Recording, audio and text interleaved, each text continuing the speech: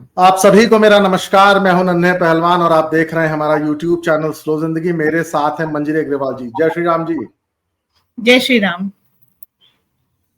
एक फोटो दिखाना चाहूंगा पहले मैं दर्शकों को, फिर इस चर्चा को प्रारंभ करेंगे। ये 1992 बैच के आईपीएस हैं, आजकल डीजी टेलीकॉम है उत्तर प्रदेश पुलिस में। और जब अखिलेश यादव मुख्यमंत्री थे तो हमारे आईपीएस और आईएएस अफसरों की ये औकात होती थी। अखिलेश यादव अब इस वक्त तो किसी पद पे है नहीं, लेकिन उनका जो रुतबा और रुआब है ना, उनकी जो बदतमीजी का आलम है वो घट नहीं रहा है, बल्कि दिन प्रतिदिन बढ़ रहा है। उनका जो दिमागी सनक है ना, वो जो पागलपन की तरफ बढ़ रहे हैं, ये फोटो उसका सबूत है। अब एक वीडियो और देख लीजिए। कल मेरे पास कागज आए कि इतना चालान है आपको देना है, तो मैंने पलट के कागज भी नहीं देखा। ने चालान किया है, उनके के पास कैमरा होगा और उनके कैमरे में हमारी गाड़ी आई हुई होगी। तो हमने कहा ठीक है, स्वीकार चालान जितना है।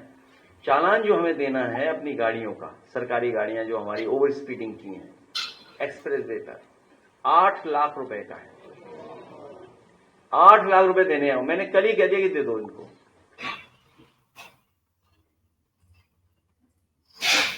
अखिलेश यादव अपने मुंह से यह स्वीकार कर रहे हैं कि लखनऊ एक्सप्रेसवे पे मेरी गाड़ियों का जो काफिले में 4, 5, 10 गाड़ियां हुई होंगी, उनके टोटल चलान 8 लाख रुपए पे हैं और ओवर स्पीडिंग के चलान हैं।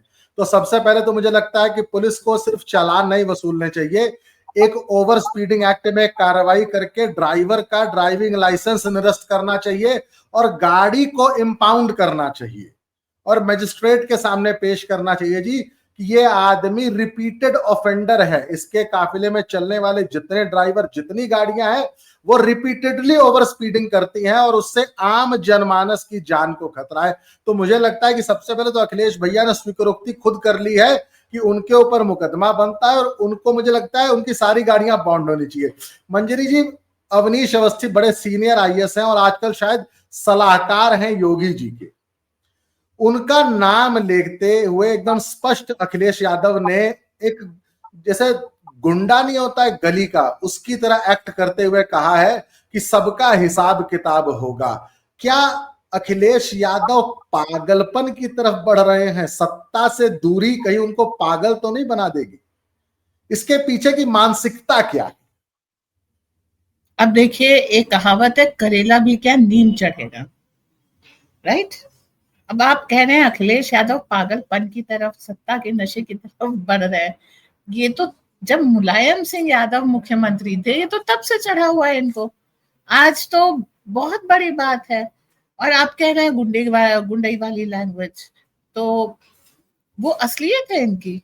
आप बताइए, जो भी लोकल अच्छा सा गुंडा होता था और कंडीशन एक है मुसलमान होना चाहिए, वो इनकी पार्टी का लीडर होता था, राइट।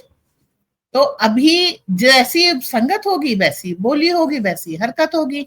है, राहुल गांधी भी तो धमकी देते रहते हैं कि जब हम सत्ता में आएंगे तो हम, ये एक आदमी को कह रहा है, वो तो पूरे इलेक्शन कमीशन को देख लेने की बात कर रहा है, वो पूरे जुडिशरी को देख लेने की बात कर रहा है, वो मास स्केल के ऊपर धमकी दे रहा है, उसका चेला जो है इंडिविजुअल स्केल पे धमकी दे रहा है।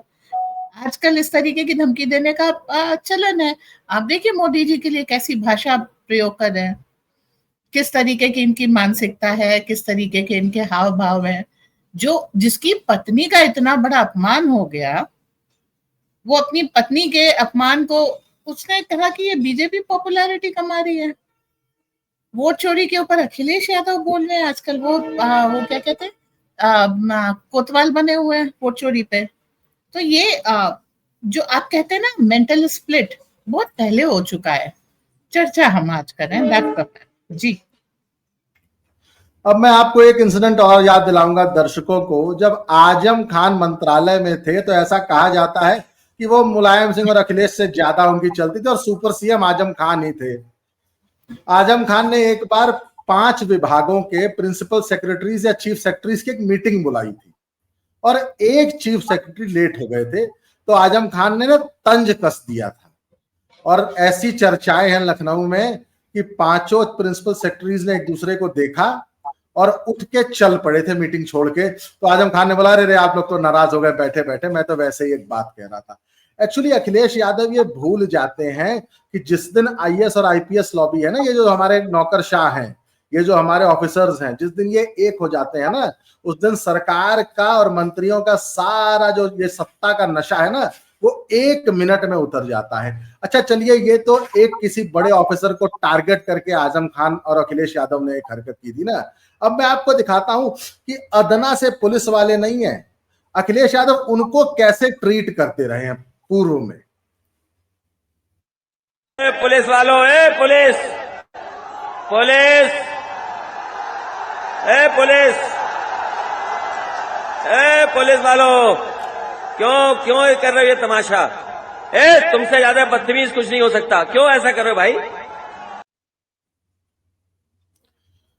अब आप एक चीज बताइए ना, राजनीति में एक बात कही जाती है कि सब कुछ हो जाए, जबान पे कंट्रोल होना चाहिए, शब्दों का जो चयन है वो बहुत इंपॉर्टेंट है। नरेंद्र मोदी के लिए क्या क्या कहा गया है, योगी आदित्यनाथ के लिए क्या क्या कहा गया, वो हमने देखा है, और उसके फिर रिजल्ट भी हमने चुनाव में देखे हैं कि इसी विपक्ष को फिर एकदम चारों खाने ये चित हो जाते हैं और फिर कहते हैं वोट चोरी हो गई। अखिलेश यादव की पत्नी के बारे में जो शब्द उस मौलाना ने इस्तेमाल किए थे वो इतने निंदनीय थे कि विपक्ष ने उसकी कड़ी निंदा की, लेकिन अखिलेश यादव के मुंह से बोल फूटे। अखिलेश यादव के एक पुराने समर्थक है, आपने जैसा बताया कि बस नाम के पीछे मुसलमान होना चाहिए, वो उनका लीडर होता है। उनका नाम था मरहूम मुख्तार अंसारी। उनका बेटा तो 2022 में शरेआम रैली से धमकी दे रहा था कि अखिलेश भैया से मेरी बात हो गई है, किसी का भी ट्रांसफर नहीं होगा किसी ऑफिसर का, और हर एक से बदला लिया जाएगा। आप एक जरा मुझे ना एक स्पष्ट बात बताइए कि आपको क्या लगता है मंजरी जी, कि जब ऑफिसर लॉबी ऐसी बातें सुनती होगी तो उनको नहीं लगता होगा कि ऐसे आदमी के नीचे काम करने से बढ़िया है कि अपना कैडर ट्रांसफर करा के कहीं और निकल लिया जाए? देखिए, अब ऑप्शन है, देयर वाज अ टाइम जब ऑप्शन ही नहीं था। यहाँ पे मुलायम सिंह यादव है तो पड़ोस में लालू यादव है, यहाँ कुएं से निकले खाई में गिरे। तो वो एक समय था जब इन लोगों ने सस्टेन किया, चाहे जैसे भी, जूते पहना के, जूते उठा करके, फीते बांध करके, गाली खा करके इन्होंने सस्टेन कर लिया। ओके, अब ऑप्शन है, और अब आप इस चीज को देख रहे हैं कि पुलिस वाले, और मैं जुडिशियरी का भी इसमें नाम लूंगी, they have started taking action. समय समय की बात है, कई लोग आदत के कारण बिक चुके होते हैं, बहुत सारे कॉम्प्रोमाइज कर चुके होते हैं, जिनके लिए अब रिवर्सल पॉसिबल नहीं है कि वो अब सीधे रास्ते पे आ जाए। कुछ इतने कॉम्प्रोमाइज हो चुके थे, और जिसमें थोड़ा सा भी आत्मसम्मान बाकी होता है, वो कहीं ना कहीं कुछ ना कुछ कर लेता है। आप डायरेक्ट एक्शन नहीं ले सकते, कोई बात नहीं, आप सीबीआई, एनआईए, क्योंकि इनके तो इंटरनेशनल लिंक्स हैं, सबके फंडिंग काफी बाहर से आती है सब, तो इनके खिलाफ सबूत उठा करके चुपचाप दे देते हैं। ऐसा नहीं है, जो जरूरी नहीं है सारा वार ऐलान करके सामने से किया जाए। वार बहुत तरीके से होते हैं, चुपचाप पीछे से भी होते हैं, अरेंज भी की जाती हैं चीजें। तो उस तरीके से इन लोगों के खिलाफ एक्शंस हो रहे हैं, इन लोगों के इस तरह के वीडियोस आ रहे हैं, सर्कुलेट हो रहे हैं, तो somebody is at work ना। जो आप भी इस समय इस चीज को एक्सपोज करने के लिए काम कर रहे हैं कि बिहार के इलेक्शन आ रहे हैं, अखिलेश यादव काफी एक्टिव है वहां पर, गलती से उनको वोट मत दे देना। उद्देश्य हमारी चर्चा का यही है। तो जो भी कोई इन लोगों को जिस भी तरीके से रिटेलिएट कर सकता है वो इस समय कर रहा है, और जो इनके साथ है वो इनके पक्ष का काम कर रहे हैं। पर हाँ, आईएएस जो पढ़ा लिखा ये नौकरशाह तबका है, इसमें जो अब नया ब्लड आ रहा है उसके कारण एक ऊर्जा है, वो कल्चर भी बदला है, और इस तरह के लोगों के लिए इंटॉलरेंस भी शुरू हो चुकी है। तो अब सोचने की बात नहीं है कि वो ये सोचे कि हम इधर चले जाएं उधर चले जाएं। अब ये समय है कि इनकी पोल खोल के इनको उखाड़ फेंके, और इसमें लोग लगे हुए हैं। जी, आप म्यूट हैं, आप म्यूट हैं। अखिलेश यादव की एक और वीडियो मैं ढूंढने की कोशिश कर रहा था, वो वीडियो कुछ दिनों पहले तक नेट पे थी, अब अवेलेबल नहीं है। डीजी कार्यालय में किसी काम से गए थे और वहां कोई बहुत बड़े लेवल के, शायद एडीजी लॉ या डीजी लॉ ही खड़े थे। तो उन्होंने कहा कि सर चलिए बैठिए चाय पीते, बोले कि ना आपकी चाय नहीं पीऊंगा। तुम्हारा क्या भरोसा, चाय में जहर मिला दो। मतलब आप एक आला अफसर को सबके सामने डीजी ऑफिस में ये कह रहे हैं कि तुम मेरी चाय में जहर मिला दोगे, तुम तो बीजेपी के एजेंट हो। मुझे एक बात समझ नहीं आती है कि अखिलेश यादव के ऊपर प्रेशर क्या है। पिछले दिनों मैं बाबा रामदास से, वैसे हम घर में बैठ कर डिस्कस कर रहे थे, उसमें मुझे 2 पॉइंट्स लगते हैं। या तो अखिलेश यादव सत्ता से दूर रह नहीं पा रहे हैं, उनके लिए सत्ता में आना बहुत जरूरी है, या उनके समर्थकों का, प्रशंसकों का इतना ज्यादा प्रेशर है और अखिलेश यादव को डर है कि अगर इस बार मैं सत्ता में न आया तो कहीं मेरा वोट बैंक न खिसक जाए। और मैं बात कर रहा हूं यादव वोट बैंक की, मैं मुसलमान वोट बैंक की तो बात ही नहीं कर रहा हूं। मैं आपको बताऊं मंजरी जी, मेरे खुद के गांव में, एकदम बगल का एक गांव है, नाम है महमूदपुर, उस गांव में एक भी सवर्ण नहीं है। ओबीसी के नाम पे उस गांव में सिर्फ थोड़े से एससी हैं और यादव ओबीसी हैं। मतलब ऐसा कोई ओबीसी भी नहीं जो बीजेपी का वोटर रहा हो। और 2019 के चुनाव में उस गांव में, लोकसभा के चुनाव में बीजेपी को 90 वोट मिले थे, 89 वोट। और उस गांव का एक लड़का यादव है, हमारे घर से बड़े अच्छे संबंध है, और वो बीजेपी का बड़ा एक्टिव कार्यकर्ता है। और वो कहता है नहीं भैया ठीक है, हम यहाँ पे अखिलेश यादव के सपोर्टर हो सकते हैं, मेरी बिरादरी के लोग, लेकिन लोकसभा में हम लोग बीजेपी को चाहते हैं, क्योंकि हमें पता है कि केंद्र में अखिलेश यादव कोई स्टैंड नहीं है। वो वहां जाएंगे तो यूपीए का समर्थन करेंगे, कम से कम बीजेपी देशहित का कार्य तो करती है।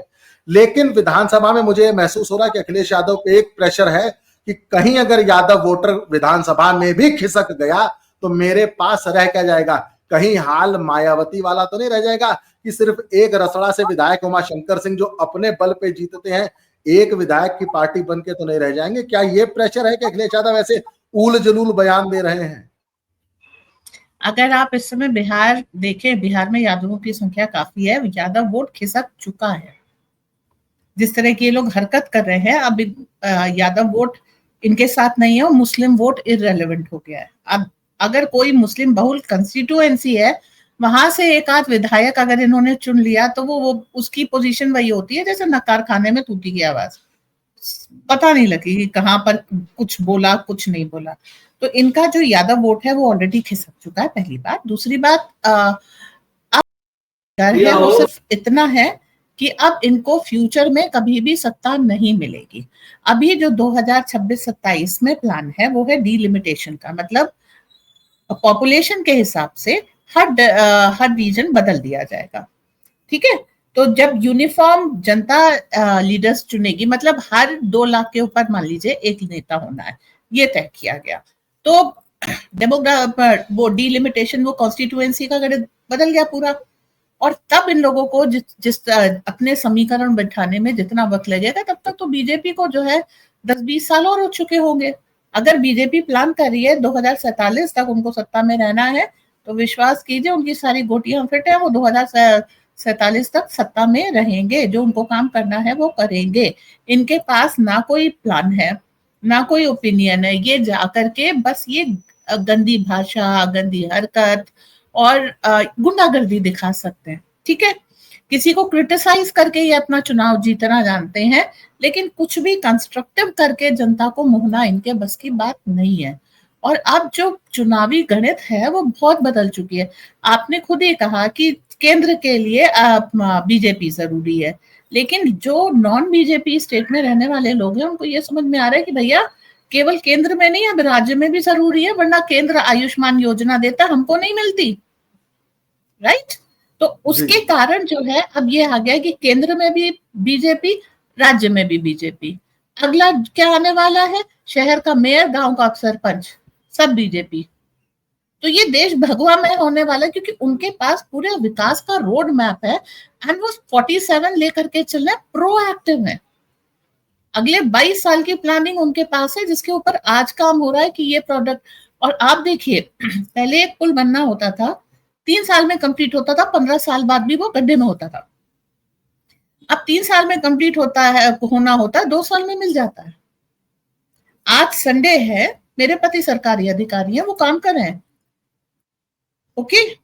और पहले क्या होता था, 4:45 बजे सरकारी अधिकारी दफ्तर से गायब, मैंने वो समय देखा है, ओके। 12 बजे आएंगे, 1:30 बजे लंच पे जाएंगे, 4 बजे आएंगे, 4:45 बजे गायब हो जाएंगे। ये होते थे सरकारी दफ्तर। आप संडे के दिन वर्चुअल मीटिंग लेकर के सारे के सारे काम कर रहे हैं। 2 घंटे हो चुके हैं, अभी 2 घंटे और लगेंगे, राइट। ये परिवर्तन है आपका काम में, लोगों की मेंटालिटी में। जब बीजेपी के उसमें आप देख रहे हैं कि विकास के काम के लिए एक एक व्यक्ति इतना डेडिकेटेड होकर के प्रयासरत है, तो ऐसे में गुंडे को सत्ता देना कौन चाहेगा। और अखिलेश यादव हालांकि एमबीए करके आए ऑस्ट्रेलिया से, लेकिन उनके पास ना भारतीय, इतने सालों में भारतीय राजनीति की ना तो समझ है, ना पकड़ है, ना भारतीय तमीज तहजीब से उनका वास्ता है। वो उस जमाने में मुस्लिम गुंडों के बीच में रहे थे, और उतना ही उनका जो है कैपेबिलिटी है। वो ये सोचते हैं कि मुसलमानों के साथ यादवों को इकट्ठा किया और मैंने चुनाव जीत लिया। अभी चुनाव हुए थे जब 2024 के, वो गिफ्टेड इनको सीट थी जिसके ऊपर ये ओरेंगुटान बनकर के अपनी छाती कूट रहे हैं कि मैं जीत गया, मैं जीत गया। वो गिफ्टेड सीट थी, स्ट्रेटेजिक हार थी, लिया है। अगर इतनी ही बड़ी वो चीज थी तो कोई भी परिवर्तन यूपी की सत्ता में आता हुआ इनकी कुछ आहट सुगबुगाहट तो होती। वहां योगी राज चल रहा है और पूरी तरह से योगी राज ही है, तो अखिलेश यादव के बस का अब कुछ है नहीं है। सेम हालत तेजस्वी, लालू, राहुल सबकी है। ये सिर्फ ये कह लीजिए अपनी ईगो के लिए है। इनको खुद मालूम है कि बिहार का चुनाव ये हार रहे हैं। इंडी अलायंस चुनाव के समय आता है और चुनाव के बाद बिखर जाता है। फिर थोड़े दिन और सत्ता से मतलब चुनाव के 2 चुनावों के बीच में इनमें दुश्मनियां दिखनी शुरू हो जाती हैं। तो इनका कोई वजूद नहीं है, और ये भी जानते हैं, जनता भी जानती है। जितने दिन इनके ऊपर कोई कार्यवाही नहीं होती उतने दिन ये अपनी गुंडागर्दी दिखा दे, लेकिन सब इनसे परेशान हो चुके हैं। और देश विदेश सब मोदी के भक्त हैं, मुरीद हैं। भारत ही नहीं, विश्व की राजनीति मोदी की तरफ जा रही है। जी, मैं आपकी एक बात से 100% सहमत हूं कि अखिलेश यादव इतने दिन में भी भारतीय नहीं हो पाए। राहुल गांधी का तो एक बार मुझे समझ आता है कि जब वो कह रहे थे कि अभिमन्यु को किसने मारा, नाम किसी का ले रहे थे। अरे भैया, महाभारत अगर पढ़ नहीं पाए तो देख लेते ना। लॉकडाउन में मैं आपको बता रहा हूँ मंजरी जी, मैंने कम से कम 10 बार महाभारत देख दी होगी और 4-5 बार रामायण देख दी होगी, क्योंकि टाइम था, फ्री थे, कोई काम नहीं था। अखिलेश भैया और मैं सच बता रहा हूं राहुल गांधी, दोनों को हिंदुस्तान के लोग क्या सोचते हैं, क्या करेंगे और हमारा इतिहास क्या रहा है, हमारी सनातनी जड़ें क्या रही हैं, इसके बारे में सच में नहीं पता। अभी मैं और बाबा जी बिहार जाके आए। जो आपने कहा ना कि यादवों के बच्चों के साथ क्या हो रहा है, जो लड़का थोड़ा सा भी पढ़ गया है और एक बार बिहार से बाहर निकल गया है और साल 6 महीना भी अगर रह आया है ना साउथ की किसी इंडस्ट्री में, गुजरात, बॉम्बे, तो उसको एक बात समझ आई है कि बिहारी एक गाली बन के रह गया है। मैं बता रहा हूं, जिस साल हम शिफ्ट हुए थे जलंधर, 2004 की बात है, मेरी क्लास के बच्चे मुझे भैया भैया कहते थे, तो मुझे समझ नहीं आता था कि भैया का मतलब क्या है। तो मुझे फिर किसी मेरे दोस्त ने बताया कि भैया यहाँ यूपी बिहार वालों को भैया कहा जाता है। तो मेरे लिए ना बड़ा बड़ा वो इन्फीरियोरिटी कॉम्प्लेक्स वाला शब्द था कि यार भैया कहते हैं, बताओ हैं। अच्छा, हम उनसे किसी चीज में खराब नहीं थे, लेकिन फिर भी क्योंकि हम यूपी बिहार के हैं, जो बिहारी रहा है ना उसको एक चीज समझ आती है। हमने तो यहाँ यूथ से बात करके देखी, कुछ बच्चे थे जो तिरुपुर में कपड़े की इंडस्ट्री में काम करते थे। वो कहते हैं जी अगर हमारे यहाँ सिर्फ इंडस्ट्री आ जाए ना तो हमें बिहार छोड़ के जाने की जरूरत नहीं है। और मंजरी जी, मैं आपको सच बता रहा हूँ, हम 2000 किलोमीटर से ज्यादा बिहार में घूमे। हम बक्सर से एंटर किए और अपना मुगल सराय वाली साइड से, दीनदयाल नगर से हम उधर से वापस आए हैं। और हम सहरसा, दरभंगा, बेगूसराय, मोकामा, बाढ़ बढ़ैया पूरा और ये वाला पूरा एरिया, गया वाला सब देख के आए। जितने सुंदर और साफ सुथरे बिहार के गांव हैं, उतना ही गंदा बिहार का शहर है। मैंने बिहार जितने गंदे शहर नहीं देखे। मैं आपको सच बता रहा हूं, सीवर से भी तुलना नहीं कर सकते आप। शहरों में इतना बुरा हाल। दरभंगा के बारे में हमने इतना सुना था कि मिथिला है, और मैं आपको सच बता रहा हूं सिर्फ सीवर का एक शहर है मिथिला। मिथिला यूनिवर्सिटी का ग्राउंड अगर आप देख लेंगी तो आप बोलेंगी कि आपके शहर का जो सबसे गंदा एरिया होगा ना वो भी उस ग्राउंड से सुंदर होगा। बिहार में जो ये कुछ बेसिक प्रॉब्लम्स हमें दिखी ना, मैं बता रहा हूँ, मैं ठीक है नीतीश कुमार ने बहुत काम किया है, लेकिन अभी भी बहुत सारे एक्सपेक्ट से काम करना जरूरी है, जिसमें एक काम है इंडस्ट्री। लेकिन इंडस्ट्री आए कैसे? इंडस्ट्रियलिस्ट से बात करो तो पता क्या कहते हैं? कहते हैं भैया तुम्हारा भरोसा नहीं है ना यूपी बिहार वालों का कि तुम कब अखिलेश और लालू को ले आओगे, और मेरी 10-20-50 करोड़ की इंडस्ट्री पे लखनऊ से एक फोन आएगा और उस पर कब्जा हो जाएगा, हिस्सेदारी हो जाएगी। मैं आपको एक छोटा इंसिडेंट सुनाता हूँ, नाम नहीं बताऊंगा। गाजीपुर में एक पंजाब के बहुत बड़े इंडस्ट्रियलिस्ट ने राइस की इंडस्ट्री लगा ली, प्रोसेसिंग इंडस्ट्री लगा ली। उसमें मुख्तार अंसारी पार्टनर थे। 1 साल उस इंडस्ट्री को घाटा हुआ। मुख्तार अंसारी ने साफ साफ बोल दिया कि मैं प्रॉफिट का पार्टनर हूं, मुझे घाटे से मतलब नहीं है, मुझे तो मेरा हर साल वाला प्रॉफिट चाहिए। वो इंडस्ट्रियलिस्ट बहुत पहुंचा हुआ था, उसने सीधे उस वक्त सिटिंग सीएम से फोन कराया और बात खत्म हुई। ये हाल है। अब आप एक बात सोचिए ना, वो इंडस्ट्रियलिस्ट अगर उतना मजबूत नहीं होता तो फिर मुख्तार अंसारी उस राइस मिल पे कब्जा कर लेता, और आज वो गाजीपुर की सबसे बड़ी राइस मिल है। तो ये हाल है, इंडस्ट्री आए कहां से? और अखिलेश यादव जैसे जब ये बयान देते हैं ना, तो इंडस्ट्रियलिस्ट उसके बाद पता क्या कहता है कि ना भैया कौन जाएगा यूपी में इंडस्ट्री लगाने, क्योंकि डर वही है कि अगर कल को ये आए तो ये गुंडागर्दी करेंगे। जब ये आईएएस और आईपीएस को नहीं छोड़ रहे हैं, जब ये डीजीपी ऑफिस में खड़े होकर ये व्यक्ति कहता है कि तुम मेरी चाय में जहर मिला दोगे, तो ऐसे स्टेट में कोई बाहर का आदमी कहां से हिम्मत करेगा इंडस्ट्री लगाने की? समय बदल चुका है जी। यूपी में पूरा डिफेंस कॉरिडोर लखनऊ के आसपास लग रहा है, आप नाम लीजिए, और वो लोग लगा रहे हैं। नोएडा को इन्होंने पूरा जो है मोबाइल हब बना दिया है, टीवी का हब बना दिया है। तो अब इंडस्ट्रियल एरिया, देखिए कैपेबिलिटी सबसे अच्छा ब्रेन मैं कहती हूँ यूपी बिहार का है, मेहनत सबसे ज्यादा यूपी बिहार के लोग करते हैं। तो अब यूपी का ट्रांसफॉर्मेशन भी बिहार के लोग देख रहे हैं, और यूपी का ट्रांसफॉर्मेशन बीजेपी के अंडर में दुनिया देख रही है। योगी जी ने एक बहुत पॉजिटिव किया, हम 1 ट्रिलियन की इकोनॉमी बनेंगे, एक सुंदर सा लक्ष्य रखा और उसके लिए काम पे जुट गए। लखनऊ तो लखनऊ, उन्नाव जैसा शहर, वहां पर भी जो है रोबोटिक्स, सेमीकंडक्टर, इन सब के ऊपर जो है मेकिंग, उसकी बात चल रही है, ठीक है, इंडस्ट्रियल हब एरिया आ रहा है। यही चीज बिहार में आप आते हुए देखेंगे। सेना के लिए जूते फिरोजपुर वगैरह से बनकर के जा रहे हैं और काफी उच्च स्तर के बन रहे हैं। केवल एक ही समस्या थी, लॉ एंड ऑर्डर की। जैसे ही बीजेपी आती है, थोड़ा समय लगता है लेकिन लॉ एंड ऑर्डर कंट्रोल हो जाता है। अब अखिलेश यादव खुद गुंडे हैं, और ये बात हम तेजस्वी यादव के लिए भी कह सकते हैं।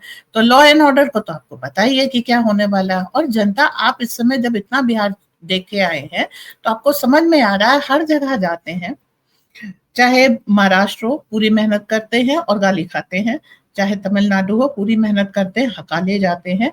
तो अब लोगों को ये समझ में आ रहा है कि हम अपने ही क्षेत्र में उसका विकास करेंगे। बिहार के पास आप बोलिए क्या चीज नहीं है, पानी है, उपजाऊ भूमि है, दिमाग है, और जितने मिनरल्स वगैरह चाहिए वो सारी चीजें हैं।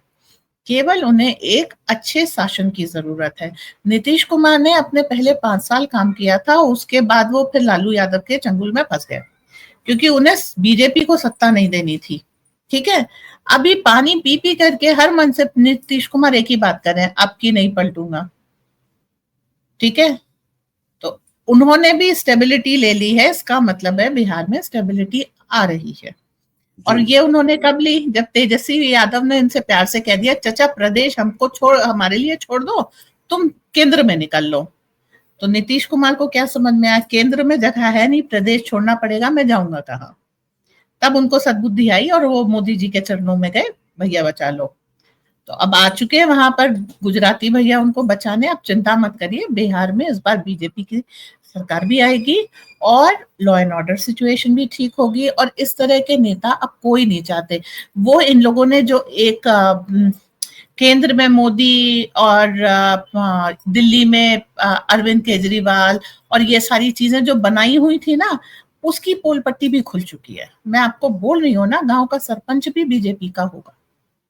वो समय आ रहा है, सबको समझ में आ गया कि ये जो ऑपोजिशन है ये काम कुछ नहीं करके देती है, आपके अहंकार को तुष्ट करती है, भाषा के अहंकार को, जाति के अहंकार को। और उसके बाद वो अपना कर्नाटक जैसा राज्य जो एक समय प्रॉफिट मेकिंग राज्य था, आज बीमार बन गया है थैंक्स टू कांग्रेस। और अभी 5 साल नहीं हुए, राइट?